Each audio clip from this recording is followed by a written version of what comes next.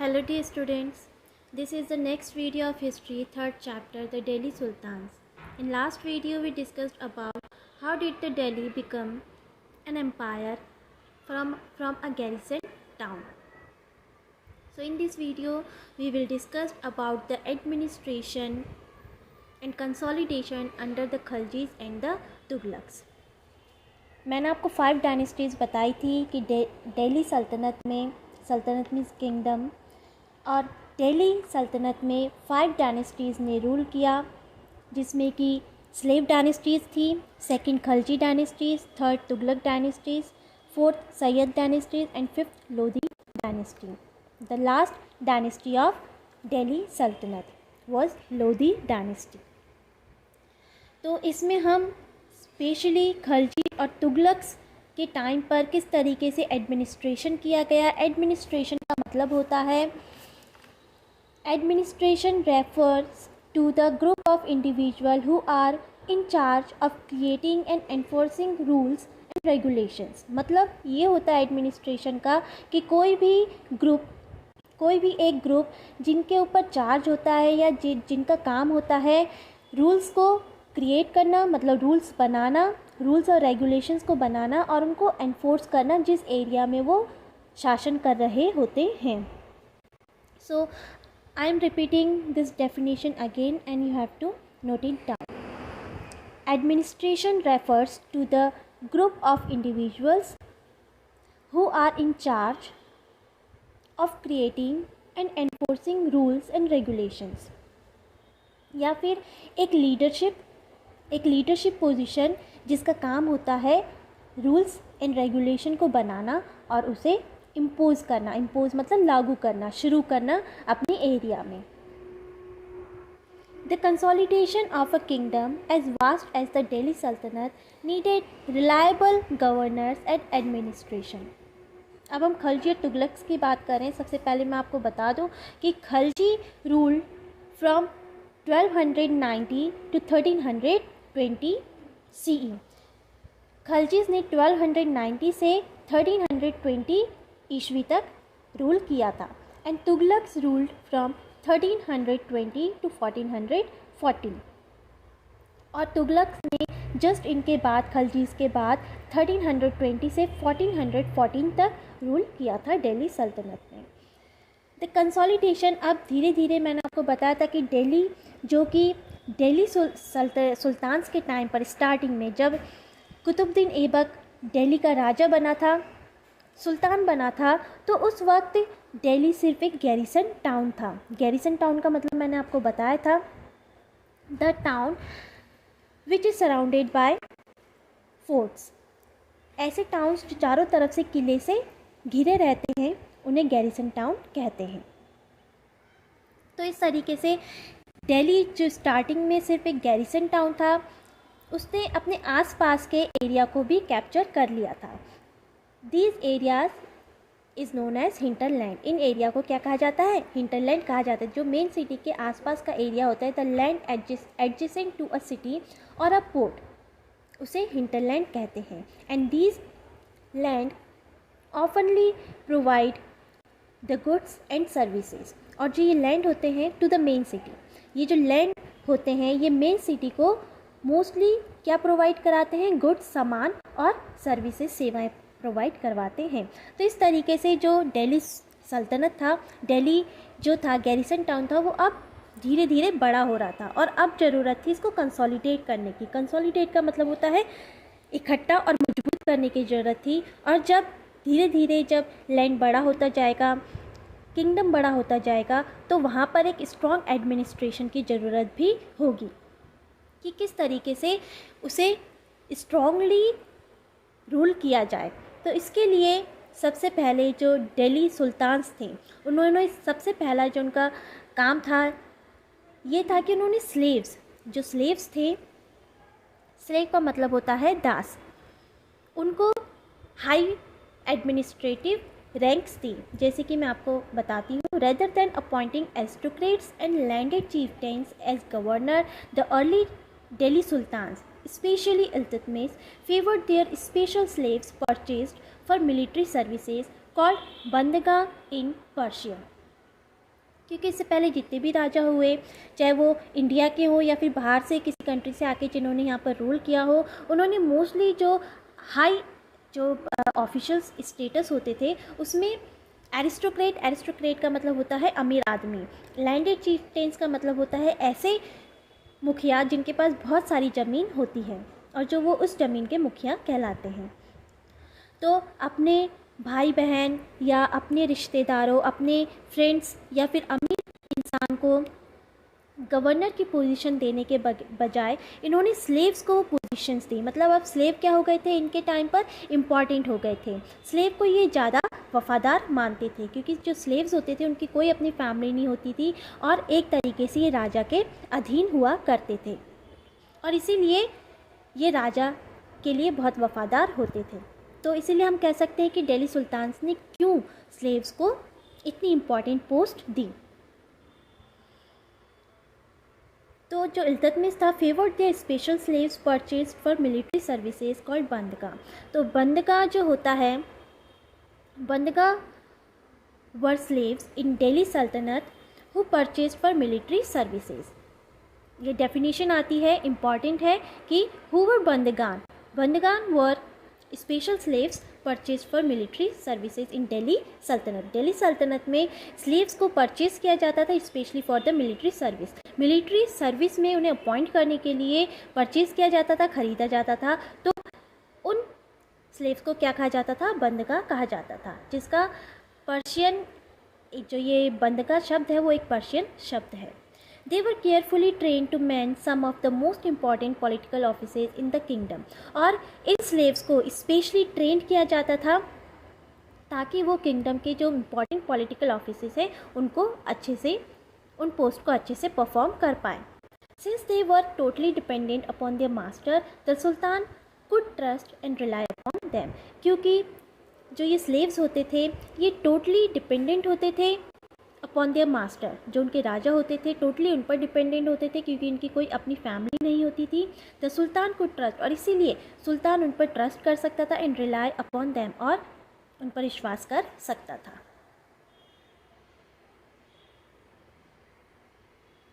The Khalji and Tughlaqs continued to use बंदगा and also raised people of humble birth. और इस तरीके से जो तुगलक्स और खलजीज थे इन्होंने इस सिस्टम को, जो बंदगा सिस्टम था, जो स्लेव सिस्टम था, उसे कंटिन्यू रखा।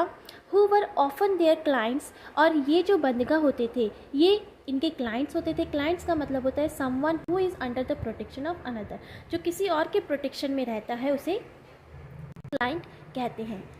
टू हाई पॉलिटिकल पोजीशन, और इस तरीके से उन्हें हाई पॉलिटिकल पोजीशन देते रहे। They were appointed as generals and governors. However this also introduced an element of political instability. लेकिन इसके बावजूद, इस सिस्टम के बावजूद हमेशा जो राजनीति थी उसमें इंस्टेबिलिटी, अस्थिरता बनी रहती थी। इसके क्या रीज़न थे, व्हाट वर द रीजंस, इसके बारे में हम पढ़ेंगे। Slaves and clients were loyal. जो स्लेव्स और क्लाइंट होते थे वो अपने राजा के क्या होते थे, लॉयल होते थे, बहुत ईमानदार रहते थे उनके प्रति। एंड पेट्रॉन्स, और जो उनके संरक्षक होते थे। पेट्रॉन्स का मतलब आप जानते हैं कि पेट्रॉन्स संरक्षक होते हैं जो किसी को संरक्षण या सुरक्षा प्रदान करते हैं, but not their heirs. Heirs का मतलब होता है सक्सेसर। सक्सेसर मतलब राजा के जो बच्चे होते थे जो आगे चलकर राजा बनते थे वो उनके लिए लॉयल नहीं होते थे, और ना ही राजा उन जो उनके जो पिता होते थे, उनके जो स्लेव्स होते थे, ना ही वो उनके लिए इतने मतलब उनको ही अपना स्लेव्स बनाते थे। New sultans had their own servants. नया सुल्तान अपना खुद का सर्वेंट्स रखता था। As a result the accession of a new monarch often causes conflict between the old and the new nobility. और जब एक नया सुल्तान बनता था तो ऑफनली क्या होता था, मोस्टली क्या होता था कि जो पुराना स्लेव होता था और जो नया स्लेव होता था जो कि हाई पोजीशन के लिए आपस में क्या करते रहते थे, कॉन्फ्लिक्ट करते रहते थे, झगड़ा करते रहते थे। The patronage of these humble people by the Delhi sultans also shocked many elites, and the author of Persian तारिक criticize the Delhi sultans for appointing the low and base बॉन्ड टू हाई ऑफिसेज। और इसके साथ साथ एक तो प्रॉब्लम ये होती थी कि new and old nobility conflicted when the new king appointed, जब नया किंग अपॉइंट किया जाता था, नया किंग बनाया जाता था, तो उस वक्त ओल्ड और जो पुरानी नोबिलिटी होती थी वो आपस में क्या करती थी, कॉन्फ्लिक्ट करती थी to get the high position. और दूसरी प्रॉब्लम ये थी कि जो विद्वान लोग होते थे, जो एरिस्टोक्रेट होते थे, वो क्या करते थे, वो लोग भी शॉक्ड थे कि किस तरीके से एक राजा स्लेव्स, गुलामों को हाई पोजीशन दे रहा है। Like the earlier sultans, the Khalji and Tughlaq's monarch appointed military commanders and governors of territories of varying sizes. जो पहले के सुल्तान्स थे दिल्ली के, उन्हीं की तरह खलजी और तुगलक्स ने भी अपॉइंटेड मिलिट्री कमांडर्स, इन्होंने मिलिट्री कमांडर्स को गवर्नर्स बनाया हुआ था of territory of varying sizes, ऐसी टेरिटरीज जिनके साइज़ डिफरेंट होते थे। और यही टेरिटरीज़ को क्या कहलाती थी उस टाइम पर, इक्ता कहलाती थी। तो इक्ता की अगर डिफ़ाइन करना हो तो हम कैसे करेंगे इक्ता को define? The small territories of a kingdom is known as iqta, जो वॉज नोन एज इक्ता। जो दिल्ली सल्तनत में जो किंगडम होता था उसमें जो छोटी छोटी टेरिटरीज होती थी उन्हें इक्ता कहा जाता था। And their holder was called iqtadar और मुक्ति। और उस इक्ता के लिए जो ऑफिशियल अपॉइंट किया जाता था या जो ऑफिसर अपॉइंट किया जाता था, उस इक्ता को लुक आफ्टर करने के लिए उसे इक्तादार या फिर मुक्ति कहा जाता था। The duty of the muqtis was to lead military campaigns and maintain law and order in their iqtas. और इन मुक्तिस की या फिर इक्तादार की जो ड्यूटी होती थी, टू लीड मिलिट्री कैंपेन्स, इनका काम होता था कि मिलिट्री कैंपेन्स मतलब जब राजा इन्वेड करता था, आक्रमण करता था, तो इनके पास जो मिलिट्री होती थी उनको मेंटेन करके रखना और अपने इक्ता में रूल्स एंड रेगुलेशंस को बनाए रखना। In exchange for their military services the muqtis collected the revenue of the assignment at salary. और इसके बदले टू मेंटेन आर्मी को मेंटेन करने के साथ साथ और अपने एकता में to maintain law and order बनाने के साथ साथ जो उसे सैलरी मिलती थी वो रेवेन्यू के फॉर्म में मिलती थी। इसका मतलब ये है कि जिस एरिया में वो रूल करता था या लुक आफ्टर करता था, उस एरिया में उसे राइट था कि वो रेवेन्यू उस एरिया से कलेक्ट कर ले, और जो भी रेवेन्यू कलेक्ट किया जाता था वो एज अ सैलरी अपने पास रखता था और उसमें से कुछ पार्ट सोल्जर्स को मेंटेन रखने के लिए यूज़ करता था। They also paid their soldiers, और इसके साथ साथ अपने सोल्जर्स को भी वो पे करता था for these revenue, from these revenues, इस रेवेन्यू से।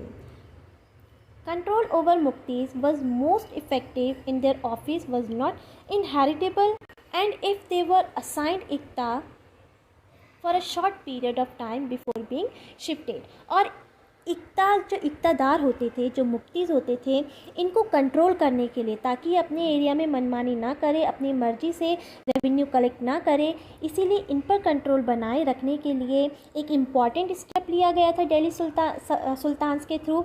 जैसे कि फर्स्ट ऑफ ऑल जो इनकी पोजीशन होती थी दैट वाज नॉट हेरिटेबल, ये हेरिटेबल नहीं होती थी। इसका मतलब कि जो एक इक्तादार होता था, एक इक्ता में जिसे अपॉइंट किया जाता था एज अ इक्तादार, उसकी पोजीशन हेरिटेबल नहीं होती थी। मतलब उसका बेटा आगे जाकर उसका फैमिली मेम्बर या फिर उसका बेटा इक्तादार नहीं बनता था, बल्कि किसी और को उसके मरने के बाद या उसे पोजीशन से हटाने के बाद किसी और इंसान को, मोस्टली जो स्लेव होता था, उसे इक्तादार बनाया जाता था। तो सबसे पहले जो पोजीशन होती थी इक्तादार की दैट वाज नॉट हेरिटेबल, वो हेरिटेबल नहीं होती थी। And if they were assigned iqta, और दूसरी जो स्टेप लिया गया इन पर कंट्रोल करने के लिए दैट वाज जो इक्ता होता था वो शॉर्ट पीरियड के लिए इन्हें दिया जाता था और कुछ समय बाद दे शिफ्टेड टू अनदर इक्ता, इन इक्तादार्स को दूसरे एरिया में शिफ्ट कर दिया जाता था और उस एरिया को वहाँ पर उन्हें लुक आफ्टर करना था। मतलब जो इनकी पोजीशन होती थी और साथ ही साथ जो इक्ता होता था, जो एरिया होता था, वो भी इनको लाइफ टाइम के लिए नहीं दिया जाता था। मतलब इनका ट्रांसफ़र चलता रहता था एक जगह से दूसरी जगह। These harsh conditions of service were rigorously imposed during the reign of Alauddin Khilji and Muhammad Tughlaq। और इस तरीके के जो रूल्स थे उन्हें बहुत रिजिडली, रिगोरसली मतलब होता है रिजिडली, हार्शली लागू किया गया अलाउद्दीन खिलजी और मोहम्मद तुगलक के टाइम पर। रेन मतलब होता है the time period of a king. किसी भी किंग का जो टाइम पीरियड होता है कि कितने टाइम से उसने रूल करना शुरू किया और कितने टाइम तक किया, उसे रेन कहा जाता है। अकाउंटेंट्स वर अपॉइंटेड, और जो थर्ड स्टेप था इन पर कंट्रोल करने के लिए, इनको सुपरवाइज करने के लिए एक अकाउंटेंट अपॉइंट किया जाता था। Were appointed by the state to check the amount of revenue collected by muqtis. Muqtis जो भी रेवेन्यू कलेक्ट करता था, ये ध्यान रखा जाता था कि जो स्टेट ने पहले से डिसाइड कर रखा है कि उस एरिया में कितना रेवेन्यू कलेक्ट होगा पर पर्सन, या उस एरिया में कितना टोटल रेवेन्यू कलेक्ट होगा, मुफ्ती उसी के ही अकॉर्डिंग, स्टेट ने जो पहले से डिसाइड कर रखा है उसी के अकॉर्डिंग रेवेन्यू ले। इसको भी सुपरवाइज किया जाता था by appointing a official accountant, ठीक, जो अकाउंटेंट होता था। ठीक है। Care was taken that the muqtis collected only the taxes prescribed by the state and that he kept the required number of soldiers। और ये ध्यान रखा जाता था कि मुफ्ती उतना ही टैक्स कलेक्ट करे जितना कि स्टेट ने पहले से डिसाइड कर रखा है, और उतने ही सोल्जर्स रखे जितने कि राजा ने उसे रखने के लिए बोला है। तो इस तरीके से एडमिनिस्ट्रेशन होता था। Small areas which were known as iqta, जिसे इक्ता कहा जाता था, वहाँ पर एक ऑफिसर अपॉइंट किया जाता था हु वाज नोन एज इक्तादार, और साथ ही साथ इक्तादार्स को कंट्रोल करने के लिए भी ऑफिशियल्स रखे जाते थे। तो इस तरीके से इतने बड़े किंगडम को एडमिनिस्ट्रेट किया जा रहा था। As the Delhi sultans brought the hinterland of the cities under their control, Delhi sultans ने जैसे ही जो दिल्ली के आसपास का एरिया था उसे अपने कंट्रोल में लिया, दे फोर्स्ड द लैंडेड चीफ्टेन्स